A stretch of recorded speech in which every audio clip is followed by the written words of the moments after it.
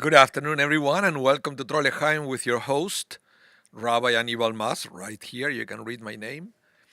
So, welcome to the class, everyone. Welcome, Lori. Welcome, David. Welcome, Shelley.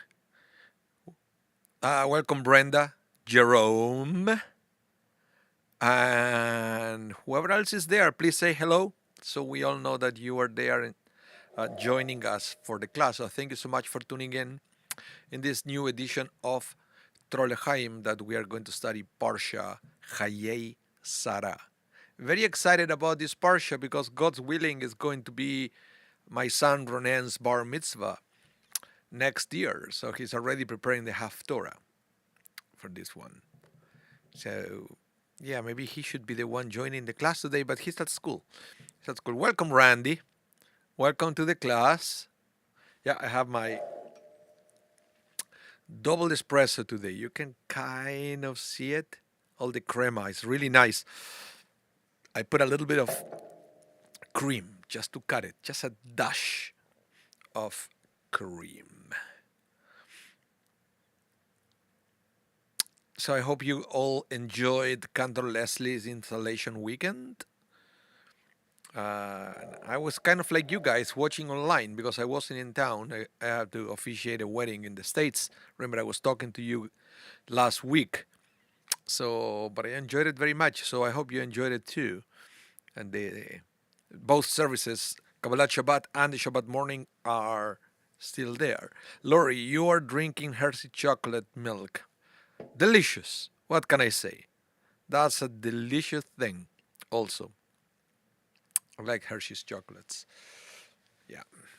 But my son is like he goes crazy for hot chocolate. He was crazy. It was a time that I think it was last winter that he was trying different recipes of hot chocolate after going to play in the snow. So that was the fun.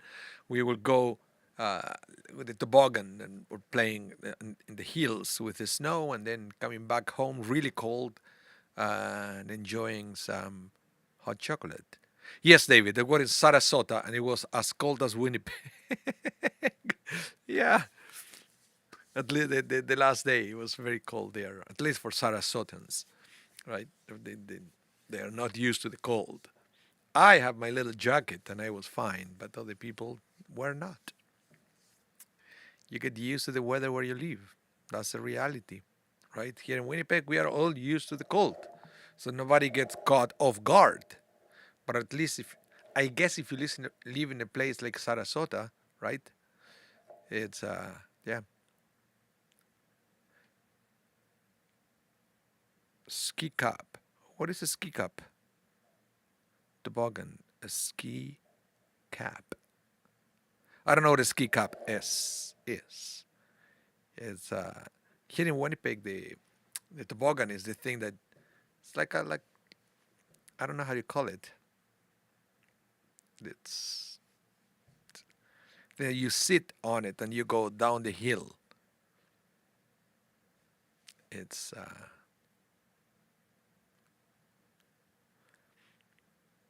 the sled. Yeah, something like that. But it's yeah, yeah. I like that. I like those things. Too cold day, 35 degrees low. Yeah, sometimes it's cold. In Florida, they were iguanas were falling from the trees. That's what people were saying, and say don't touch them, because people, some people thought iguanas were dead, but they were not dead. They were just stunned by the cold. Then you had to leave them there, and then when it warms up, they wake up and go their ways. Yeah, so but it was pretty cool. Very nice wedding, very nice people. So I really enjoyed it. I just too bad that I had to miss the installation of our cantor, which yeah.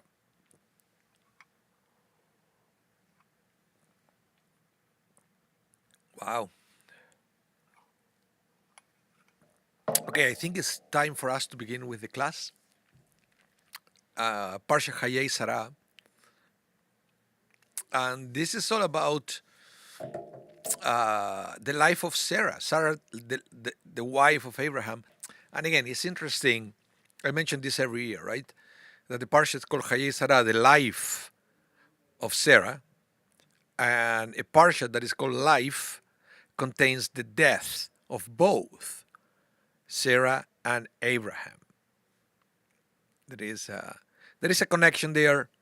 That's not necessarily the main topic of the class today. I may talk about that on Saturday. Let's see, because it's my turn to present a sermon this Shabbat. So I but I wanted to mention that it's interesting that kind of hidden messages that the rabbis left for us to inspire us. So to call the parsha Chayei, Sarah, the life of Sarah, and the parsha contains the death of Sarah and Abraham. So what happened here is the parsha begins with that, with the death of Sarah. And Abraham was very sad to the point that the parsha said that he cried. If we have time later on in the class, we'll talk about the kind of cry of Abraham. Okay, because he said, Liv kota, to cry. And what is also interesting, maybe that's for another year, right? That the previous parsha is talking about the laugh of Sarah. Remember when the angels told Sarah that she was going to be a mom, she's going to have a son, and that was going to be Isaac. But she laughed. She laughed. That is like the very important part of the parsha. And this parsha, it starts with Abraham crying. So lots of emotions represented in the Torah. Sometimes we don't stop to analyze the emotions of the people. And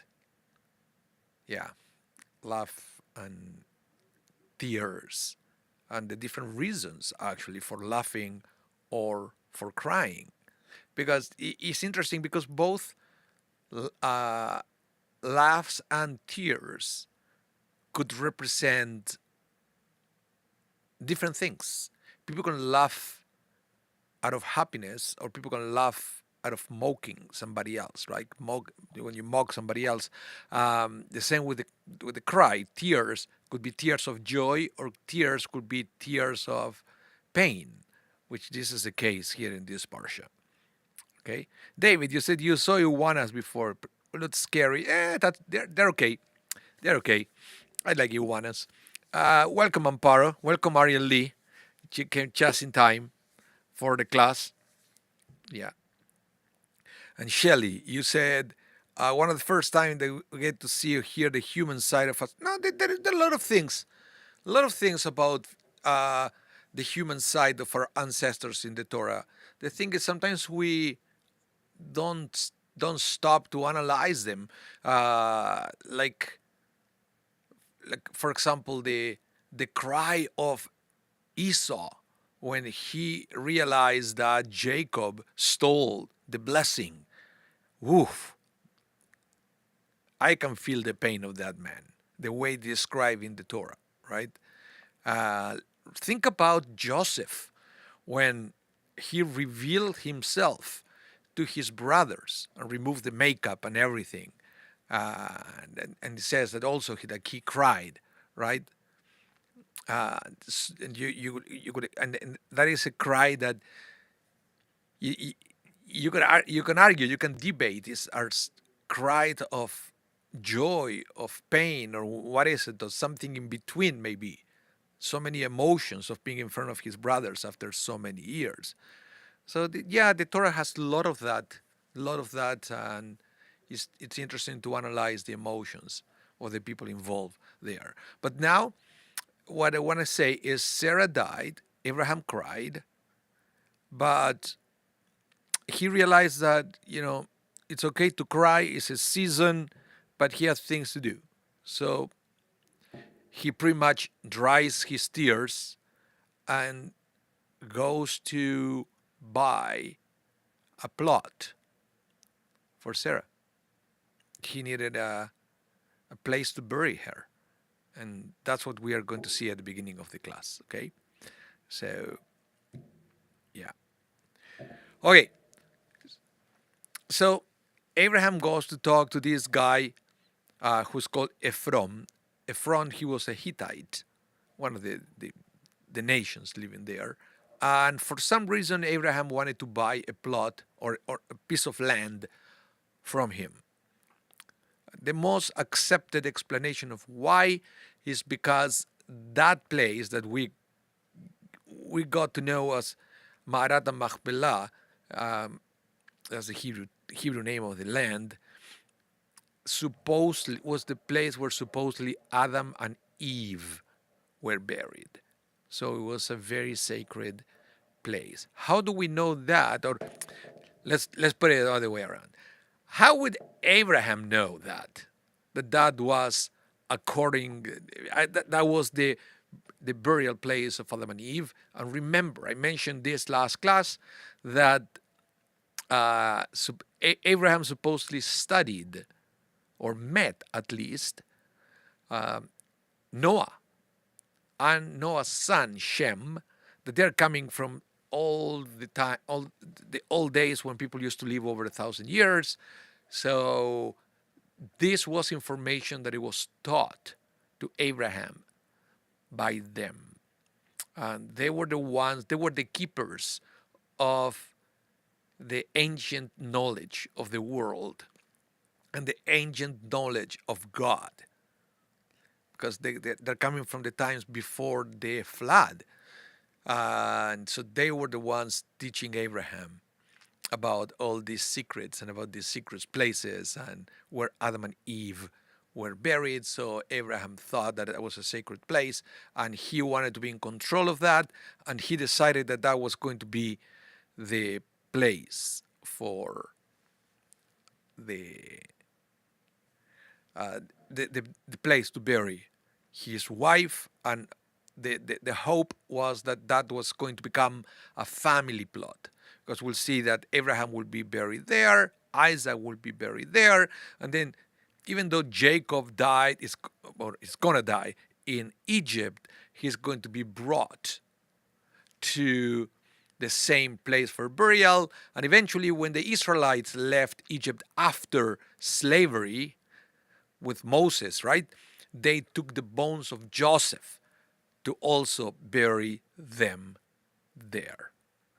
There is an old also rabbinic tradition that's saying when Moses sent the 12 spies, you know the story, the 12 spies before entering into the promised land, there is this midrash that Caleb ben Yefuneh, remember, out of the 12 spies, 10 said that it's impossible, only 2 said, yes, let's go for it, and those were Joshua and Caleb.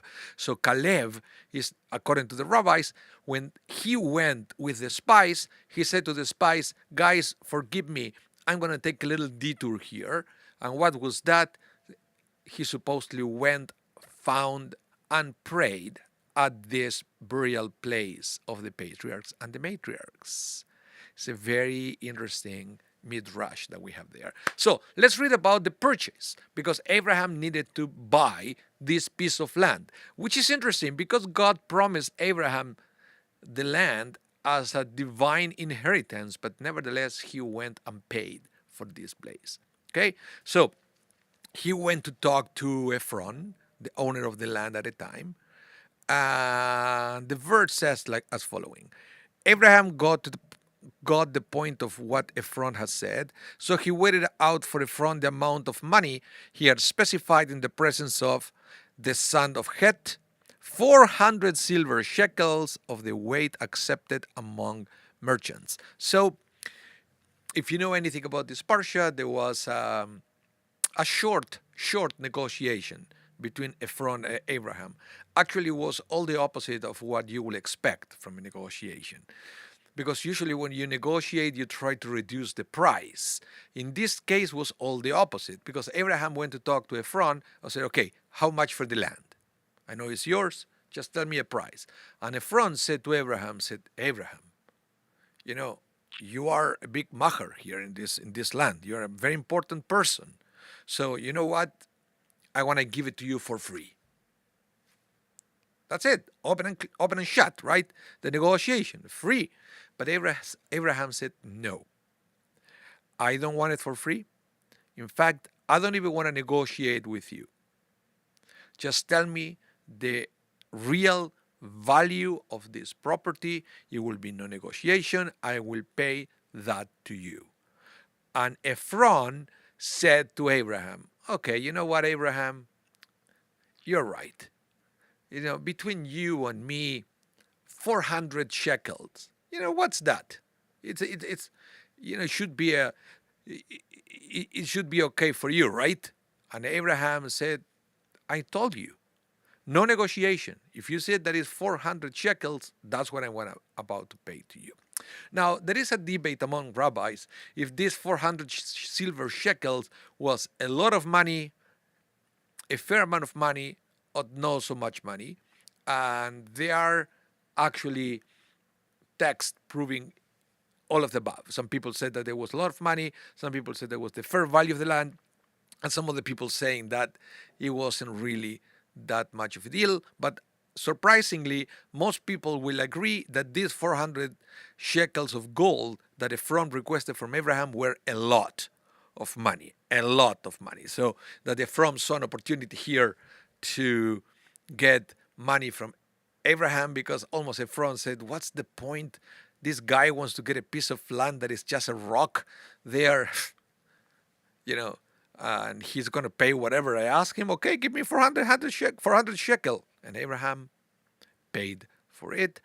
He got a document, he got a deed, a title, saying that he owned that piece of land. And it's interesting because technically this becomes the first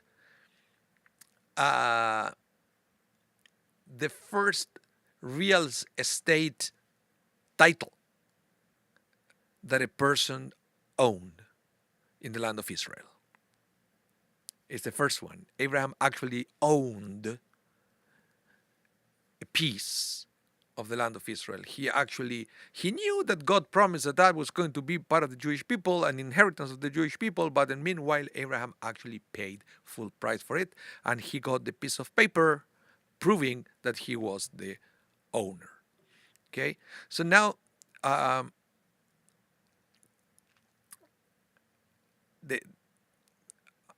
you see, this is some of the calculations that the rabbi talk about the shekels. I said, the book of Leviticus will say that if a man consecrates some of the field of his inherited property to the Lord, the valuation should be according to its sowing. An area which required a homer of barley seeds at 50 silver shekel. That is another part of the Torah that is mentioning the value in silver shekels. And so what it says here is an area which recorded a homer of barley seeds at 50 silvers of shekel. That was the value by the time of the book of Leviticus. So, according to Rabbi Yitzhak ben Yehuda Halevi of France, listen what he said. As per Leviticus 27:16, a field of the size of a Beit Kur, that is the the measurements of the time, Beit Kur, which is the equivalent of 75,000 square cubits, represents a value of 50 silver shekels. Thus, the size of a field which Abraham purchased for 400 silver shekel was 8 kur, or 600,000 square cubits. Square cubit is approximately 20 inches by 20 inches, and that's the space occupied by a single person. Okay, so cubit, and they didn't have other ways to measure back in the day. They didn't have this standardized way, so they calculated by the size of a hand, for example, or by the size of the length from the hands to the elbow, or approximately the size that a human body will occupy. So those were the ways they have back then. So again, square cubit, approximately 20 inches by 20 inches, space occupied by a single person. This means that Abraham purchased a plot of land that provided an individual space for each of the 600 souls of Israel. So this is talking about, the people who exited Egypt to come to the land of Israel. And so this became a symbol. It's a beautiful symbol that by Abraham accepting to pay 400 silver shekel, when you connect that verse from Genesis with the verse in Leviticus, then you have the the number 600,000 for square cubits. So in other words, he symbolically already bought a space for every Jewish people coming in the future. So this is a beautiful midrash connecting the land of Israel with all of us, in the sense that the land of Israel is not something just for people in the past. It's not something for the people who entered to the land with Joshua or the people who lived there at the time of David or Solomon. It's something that is for all of us. Abraham was already thinking in the future, and he symbolically already bought space for each one of us to live in the land of Israel. Yeah. So Laurie said, counting of the Omer is your favorite. Yeah, it's a beautiful thing. It's one of my favorite too. I used to have a chart, a printed chart where I would mark every day that I would count. Now I do it on my phone, but it's a beautiful thing where you can meditate every day on something different. And Shelley, you said, were shekels only in silver or also in gold? But back in the day, the shekels were in silver, the silver coins that they were using at the time. And that once in a while you will see archaeologists that they will find some of these silver shekels from different times. And they will know where they're coming from, but because they have different icons on the coins, so they will be able to date where those are coming from. But it's and Shelley said the first cemetery committee. Yes, the first one, absolutely. He bought the first plot, so he had the first Jewish cemetery. And Ariel Lee said, counting the element is a very meaningful practice for me. Yeah, it is very meaningful. I wish more people will do that. It's, you know, Passover is important, Shavuot is important, but the counting of the Omer is the journey from Passover to Shavuot. And we all know in life or when we travel, usually the journey is more important than the destination. So, yeah, that's the thing. So let's continue with this. Now, listen, with the Lubavitcher Rebbe is talking about also the number 600,000. This is amazing how these things connect to each other, how we can connect the dots, and the number is represented in Jewish history in so many different layers. So the Lubavitcher Rebbe said, our sages tell us that the Torah contains 600,000 letters. Listen to this, counting the spaces between the letters as well, of course. For each Jew possesses something of the Torah. The same is true of the land of Israel. Israel is the eternal inheritance of the Jewish people, equally the property of every individual Jew. And so, it has been from the very first moment of Jewish ownership of the Holy Land. The first plot of land obtained by the first Jew included a share for every Jewish soul. So in other words, when we are reading here, is when we read this parsha, we are not reading just about a burial plot for Sarah. We are talking about a purchase that it will have an impact on every future generation. And it is a spiritual impact, but it's also a reminder for all of us on how we all have already this connection with the land of Israel that is coming all the way from the times of Abraham. It's beautiful. Shelley, you said, I've been using the Omer app for many years. It's great. I highly recommend. Yeah, because it tells you, as soon as you count, it will give you a little meditation to read. So, and there are many of that. Many of that. I can't even remember which one. I think it's called My Omer, the one that I use. But it notifies you every night the right time to count. It's GPS based, so it depends where you live. It will tell you a different time that it's time to count. I think it's beautiful. Okay, let's continue with this. Now, let's go to another verse of this beautiful parsha. Okay, remember what happened. Abraham buried Sarah after he bought the plot. Um, and now he realized, well, it's just me and Isaac. But then he said, well, Isaac is getting older and he is single. So it's time for Isaac to find a wife. It's fair thing, right? He said, yeah, I mean, it's Ariel Lee. I do classes of the Omer every year. So let's see how I plan this next one after Pesach. Yeah.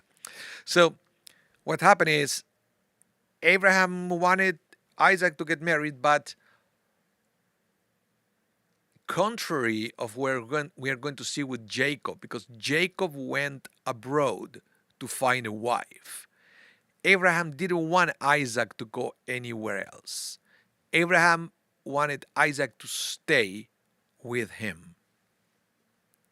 I don't want to dig too deep into the psychology of this strange request, but there are many things related to the life of Isaac that will make his staying in the land of Canaan something very important, because at the end of the day, he became the only patriarch that didn't leave the land of Israel during his life. So I guess this was very important to preserve that status, the status of saying this is going to be the only patriarch that never left the place. So Randy, you said, I thought Abraham buried Sarah in a cave. Yes, yeah, it was the cave of Machpelah. That's what it's called. It's in Hebron. It's in Hebron, so it's very difficult in this day to go and visit. But yeah, it's still there. People go and pray. We supposedly know where the cave is. Yeah. It's Sarah was buried there, and Abraham will be buried there too, and Isaac, and Rebecca, and then for Jacob, Rachel died during the journey, so she's the matriarch that is not buried in the cave. But that's why supposedly Rachel is the one that is protecting the Jewish people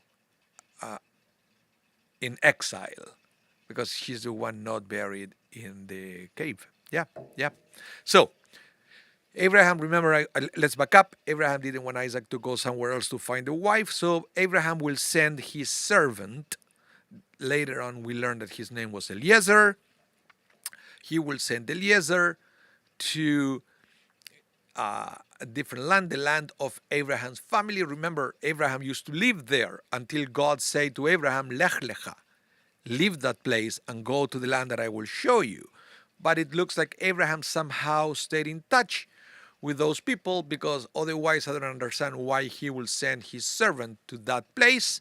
So Isaac will get a wife from there. And why was that so important? Because Abraham was probably thinking, well, I met Sarah in that land, and Sarah ended up being a wonderful woman. So maybe Isaac will find another wonderful woman as well, because it's going to be a woman for that place. Okay, meaning that Abraham didn't trust the women on Canaan. He didn't approve of their practices, even though the Torah doesn't give you any examples, but we know that that's the case. And then we'll see that Isaac also, he didn't like the practices of the women at that place, to the point that Esau, eventually he went and married a woman from a different place to make his father happy, because something was off about the people living in Canaan, even though the Torah at this point doesn't tell us what that is. Okay, so Abraham sent Eliezer. He went all the way to the house, he went to Abraham's birthplace, and when he arrived there, he was welcomed by a group of women, especially one of this group of women that ended up being Rebecca, that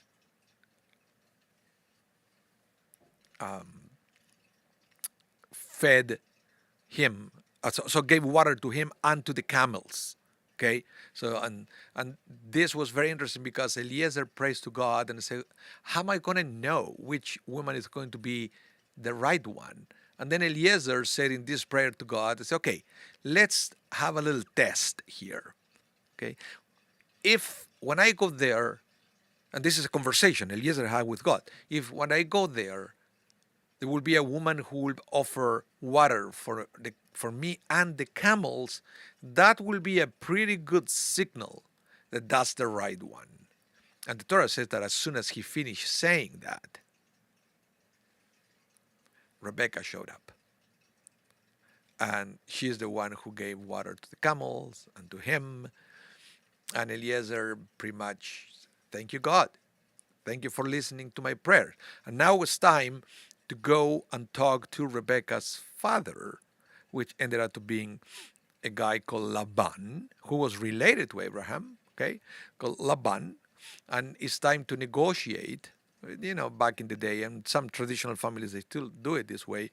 It has to be negotiated how much money is Laban is going to receive to allow Rebecca to go with Eliezer to marry Isaac. So this is the story of what happened as soon as Eliezer started the conversation with Laban. Uh, Laurie said, "Watch from Saudi Arabia or Iraq?" Not sure what the land was. That's a good question. I'm not an expert on geography of the Bible, to be honest. And I believe if you open I don't have it here, the Humash that we have in the sanctuary, there is a map there. You can see which country it is with all these places mentioned in the Torah, so you can pinpoint exactly what part of the geography we are talking about here. Yeah. So now Eliezer is in front of Laban. So Eliezer, listen to this. I will read what is in front of you. So the man came into the house, the man is Eliezer, and Laban girded the camels and gave him straw and provender for the camels and water to wash his feet and the feet of the men who were with him. Then food was set before him to eat. But he said, Eliezer again, he said to Laban, "I will not eat until I have told my errand." And Laban said to him, "Okay, speak on." So Eliezer said, "I am Abraham's servant." Well, this is actually quite interesting in the sense that how devoted Eliezer got to Abraham, that he wouldn't even entertain the idea of eating before finishing the business. Okay, it's something that we all know that business first. First you have to do whatever.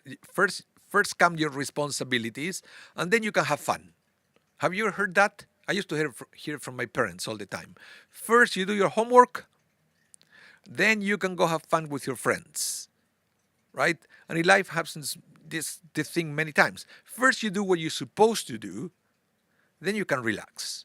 Not the other way around, because if you start by relaxing or having too much fun, then you may forget your responsibilities. So it's nice to see here how Eliezer had the priorities right, and his devotion to Abraham was so solid that he said, "I won't even eat until I present my point to you, because I didn't come here to eat with you.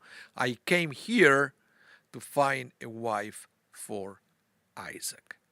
Okay, so let's listen to this. The Midrash Gadol, yes, Shelley, some things never change. Yeah, so the Midrash Gadol will say also here something, and it will take it to the next level. We said, first he fed the animals, and afterwards he was served food. For it is forbidden for a person to taste anything until he feeds his animal. But there is this other thing. That is not only, Eliezer said, "I will personally wait until I present my business to you." But that's not a good enough reason for the animals to starve. So feed the animals, then I will present what I have to present, and then I can eat. So this is an amazing thing, because sometimes we feel, we have to eat, but we also have work responsibilities, another thing. But even with that, Eliezer had in mind and had it very clear that the animals were a priority. And these are things that they are pretty much rooted, are embedded in Judaism, all these laws from the rabbis regarding the way we treat animals. And this is something that sometimes it creates uh, some confusion as to what extent Judaism is requesting from us to develop a specific responsibility towards animals.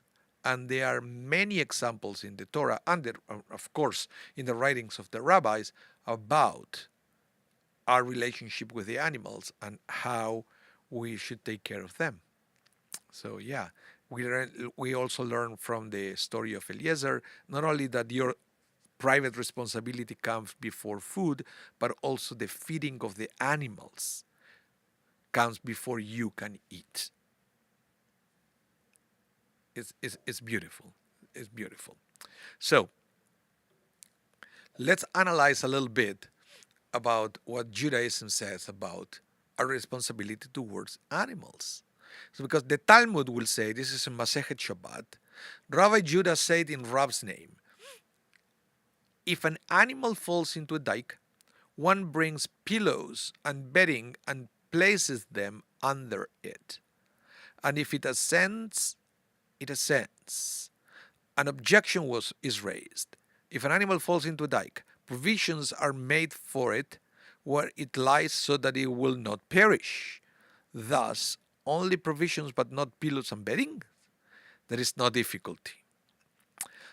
Here it means where provisions are possible. There where provisions are impossible. If provisions are possible, well and good. If not, one brings pillows and beddings and places them under it. But he robs a utensil of its readiness for use. The avoidance of suffering of animals is a biblical law. So the biblical law comes and supersedes the interdict of the rabbis. So we learned a couple of things here. Number one is that every time you have a conflict between a biblical law and rabbinic law, biblical law comes first. And also the Talmud is recognizing here that the avoidance of suffering of animals is a biblical law. It's not a rabbinic innovation. It's a biblical law, and the rabbis find in the Torah examples of how the avoidance of suffering of animals is coming from the Torah. And this is very important for all of us to understand, because especially in this day and age when more and more people have animals at home, this wasn't always the case. Sometimes animals were more kind of things that people will have around them, or they were using for work, part of their farmer's life, not necessarily as pets. But nevertheless, even if it were just something that you use for work, there were lots of rules and regulations on how to treat the animals. One, we already learned it from the book of Genesis, from the story of Eliezer going to find a wife for Isaac. The number one, you always feed the animal before you feed yourself. Okay? And number two, here the Talmud is bringing this case also, that if an animal comes into a dike, you have to make the animal comfortable, even if you have to take some things that are yours, to put it there to preserve the life and to feed the animal so it won't die. And then you do the possible. You have to do whatever you can for the animal to get out. If it ascends, it ascends. If it can get out, great. If it cannot get out, okay. But at least you do what you can to try to make the animal comfortable and to rescue it. So you have to do whatever is in your power to do that. Absolutely. So Chayei Chochinov, you say preservation of life, human and animal. Absolutely. And of course, at the end of the day, if the situation ever comes, human lives comes first over animal life. But if you are not in that situation, which is most of the time, then animal life should be preserved. It's very important, and it's a mitzvah coming from the Torah. That's what I wanted to see. So, I wanted to bring something I know you guys you like every time I bring something from Rabbi Sachs. So he says the following: Judaism regards animals as sentient beings. They may not think or speak, but they do feel. They are capable of distress. There is such a thing of cruelty to animals, and as far as possible, it should be avoided. Thus, for example, we read in Deuteronomy 25:4, "Do not muzzle an ox when it is treading grain." What is striking about this law is that it parallels provisions for human beings as well. And it says, "When you come to work in your neighbor's vineyard, you may eat as many grapes as you desire to satisfy your hunger. However, you may not put any into a receptacle that you may have. When you come to work in your neighbor's standing grain, you may take the ears with your hand. However, you may not lift the sickle for your own benefit in your neighbor's grain." The principle is the same in both cases. It is cruel to prevent those working with food from eating some of it. Okay? So, in other words, if you have somebody working in your field, if they are hungry, they can get the fruit or something and eat it there. Okay? Otherwise, if you avoid them from eating during work, it's cruel, and you have to provide the food for them. That's what it says. It's not your obligation to fill their basket so they will feed the whole family, but everything that they need to eat during their work day, you have to provide for that. Otherwise, it's cruel towards another human being. So, back to the words of Rabbi Sachs, he said the principle is the same in both cases. It is cruel to prevent those working with food from eating some of it. To be sure, in the case of humans, there is a delicate balance of reciprocal responsibility. The employer must allow his employee to eat, but the employee must not engage in petty theft. But the parallel is instructive. Animals, too, have feelings, and they must be respected. Okay? So, it's it's very interesting. So we have to be careful the way we treat the animals in the same way that we are careful the way we treat people. Lori, you said hospitality. Yitzhak was the equivalent of a sheikh. Okay, he will benefit from a wise, charitable Hamish wife. Yeah, and he got it. He got it. He got a good wife, though at the end. It's a little controversial because Isaac's wife, Rebecca, was the one who convinced Jacob to disguise as his brother Esau to go steal the firstborn blessing from his father. Okay? Maybe we'll talk about that next week because it belongs to the next Parsha. And I know this because we have a bar mitzvah this Saturday afternoon that he's talking about this in his speech. So maybe we'll talk about this topic next week for Torah L'chaim, about Rebecca, how she was great, but there's a little bit of controversy towards the end of her life. Let's continue talking about the animals. Now, listen to this.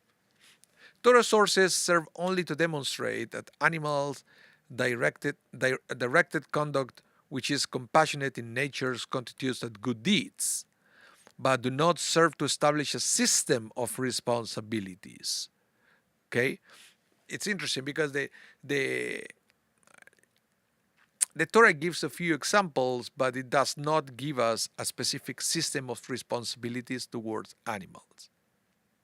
It's not so direct like in many other cases where we'll have more direct mitzvot or commandments of what to do when other things are on the table, but not necessarily for animals. So we have to go here and there and learn it and to learn from the examples that the Torah provides.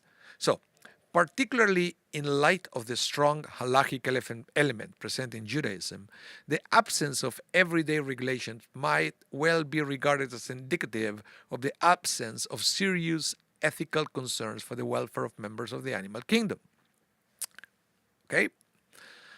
But this is demonstrably not the case. For in Jewish teaching, there is no lack of laws designated to protect and promote animal welfare. The most obvious example of a regulation having such an effect, and one which is clearly biblical in origin, is contained in the verse, "If you see the donkey which belongs to someone you hate, someone you hate you lying down helpless under its load, you are not to pass him by, but to go and help him free it." So you understand what's going on here. If you see the animal of your enemy suffering, you may think, well, too bad. The animal belongs to my enemy, so let it suffer. But the Torah says all the opposite. If you see the animal of your enemy suffering, you have to go and help the animal nevertheless.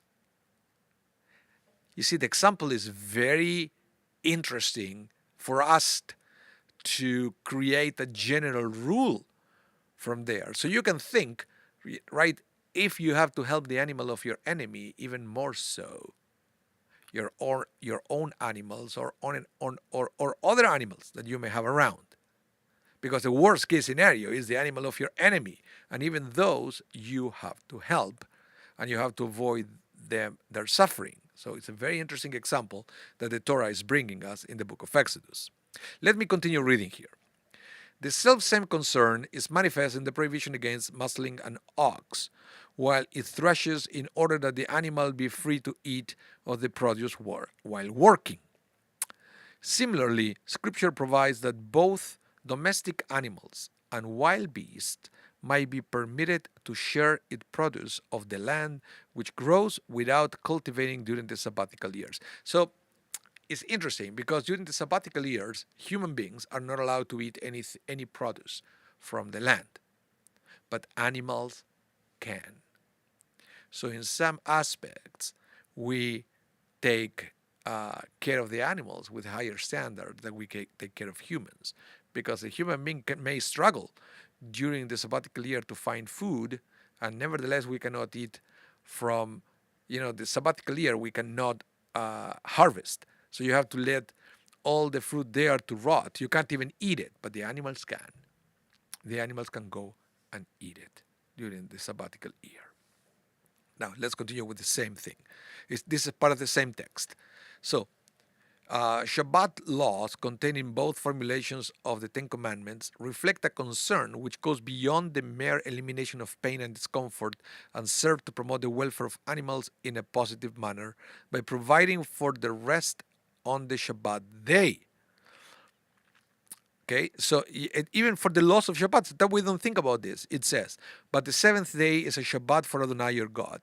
On it, you are not to do any kind of work. Not you, your son, your daughter, nor your male or your female slave. Listen to this. Nor your ox, your donkey, or any of your other livestock, and not the foreigner staying with you inside the gates to your property, so that your male and female servants can rest just as you do. So this is interesting because in different generations, and this is unfortunate about humanity and the history of humanity, when we know that not everybody had the same level. People used to believe that different human beings had different levels. So they were the free people were at one level, they were the slaves, they were at a different level. So you may be considered a human, but a slave was not. And we had already that experience when we were in Egypt. So the Torah is very, very specific here, just not leaving anything to the imagination, listing everything that in one time or another of human history, one group of another of this list may have not be considered equally human or equally allowed to rest on Shabbat. So sometimes some people may think that the slaves, they should work, but the Torah said no. The slaves are also people, they should rest. But some people say, well, the animals should work. No, even the animals for the Shabbat are at the same level of human people, and they also should rest. So the same way that you cannot work on Shabbat, the animals should not work on Shabbat. So you see, even though we don't have explicit information about, a code of conduct towards animal, you can see here how easy it is for the rabbis to figure out a system for us to know the behavior we should develop to treat animals fairly. So let me wrap up with this text. At the end it says, even more explicit is expressing concern for the welfare of animals in the verse, 6 days do your work, but on the seventh day do not work, so that your ox and your donkey may rest. Beautiful thing that is teaching us how to treat animals. Okay, that's why we see how cruel it is when people mistreat animals and when they leave them on the street, right? And then thank God for shelters and no kill shelters that they get them and they provide for them until somebody else can adopt these animals. Shelley Chochinov, you said animal. Is that because we depend on them for food, clothing, and work? No, it's because they are, as Rabbi Sachs says, because they have feelings. Animals have feelings, so we take care of them. We provide for them because even though they cannot talk, they're not humans, but they have feelings. So we recognize that.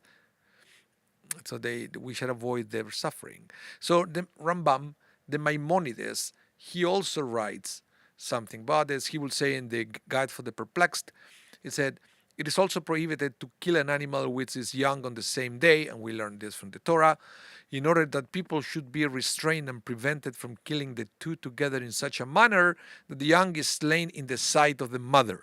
For the pain of the animals under such circumstances is very great. So we're talking about Maimonides here. This is the Middle Age. Maimonides is already recognizing the feelings of the animals. There is no difference in this case between the pain of man and the pain of other living beings, since the love and tenderness of the mother for her young ones is not produced by reasoning, but by imagination, and this faculty exists not only in man, but in most living beings. So in other words, Maimonides is understanding in his limited way, because the science was very limited in the Middle Ages, that the feelings that like a parent will feel for the child, it's something that is not rational, and that being rational is what makes us human. But the love that we feel for them, it's something that is not rational. So Maimonides will say, so that's why for him was no doubt that the animals were sentient as well, and they were having feelings as well. And it make it very clear that we have to be very careful the way we treat the animals. And I think in many ways humanity understood this. And we may disagree what some people consider to be humane towards animals or not, but at least there is an attempt to try to find a way to avoid animal suffering. And yeah. Okay, so then I will leave it there, because then I don't want to start a new topic when this is a perfect wrap up for today's class. So I would like to say to everyone, thank you so much again for tuning in. Thank you for your virtual presence here at Torah L'Chaim. I love when you guys come week after week, and I like your comments. So thank you very much for all the comments in the chat. And remember, if you missed any part of this class, it's going to be rebroadcasted tonight at 8 p.m. Central Time. And yeah, and other than that, you can also replay the class as soon as I finish it. We have a playlist at the Shari Zedek YouTube channel, so you can go visit all our classes anyway. So remember to give the like to this class, and if you haven't subscribed to the Shari Zedek, please do so. Please subscribe to our channels so you will be notified every time we go live and every time we upload something to our platform so we can stay in contact even if we don't see each other in person. Okay, so thank you very much everyone. Have a wonderful rest of your day. Stay safe and hope to see you soon. Bye everyone.